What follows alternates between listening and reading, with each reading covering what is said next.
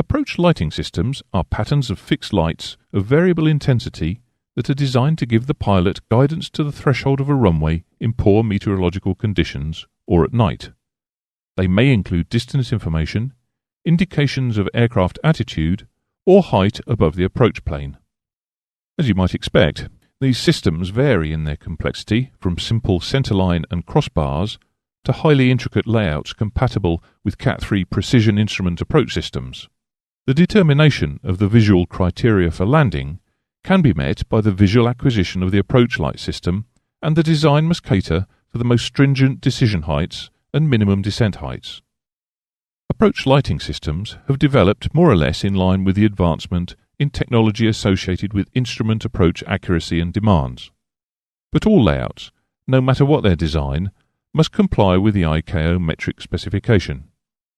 Any ILS or MLS azimuth antenna that protrudes through the plane of the lights must be treated as an obstacle and marked and lit accordingly.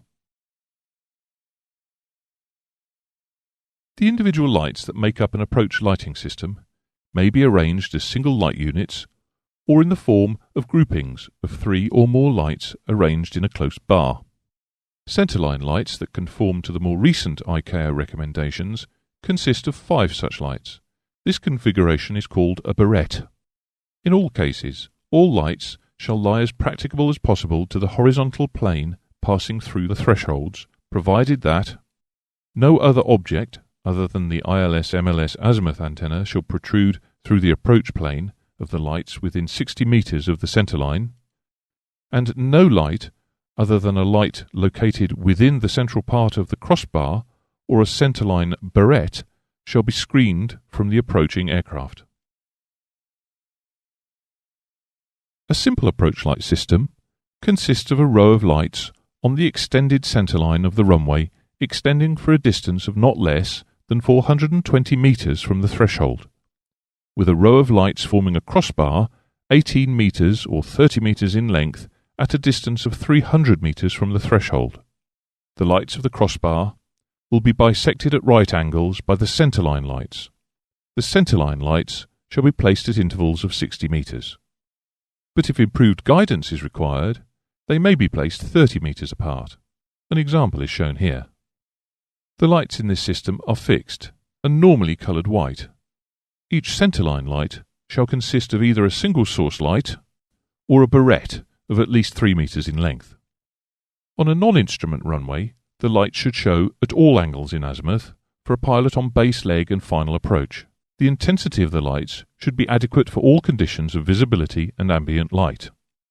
For a non-precision approach runway, the light should show at all angles in azimuth to a pilot on base leg or final approach, which does not deviate by an abnormal amount from the path defined by the non-visual aid.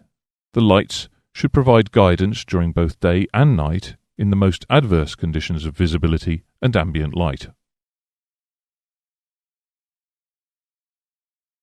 A precision approach Category 1 lighting system shall consist of a row of lights extending from the centerline of a runway over a distance of at least 900 meters from the threshold. It shall have a horizontal row of lights forming a crossbar 30 meters in length, bisected by the centerline lights at a distance 300 meters from the runway threshold. The crossbar lights may be spaced up to 6 meters apart, but between 1 and 4 meters is usual. The lights forming the centerline shall be placed at longitudinal intervals of 30 meters, with the innermost light 30 meters from the threshold. The centerline of each crossbar light shall be fixed and show variable intensity white. Each centerline light shall either be a single source in the innermost 300 meters, 2 lights in the central section, and 3 lights in the outer 300 meters, which will provide distance information. Barrette lights may be used and be of at least 4 meters in length. If the centerline lights consist of barrettes, they may be supplemented by a capacitor discharge light that will flash twice a second in sequence, beginning with the outermost light, progressing towards the threshold to the innermost light.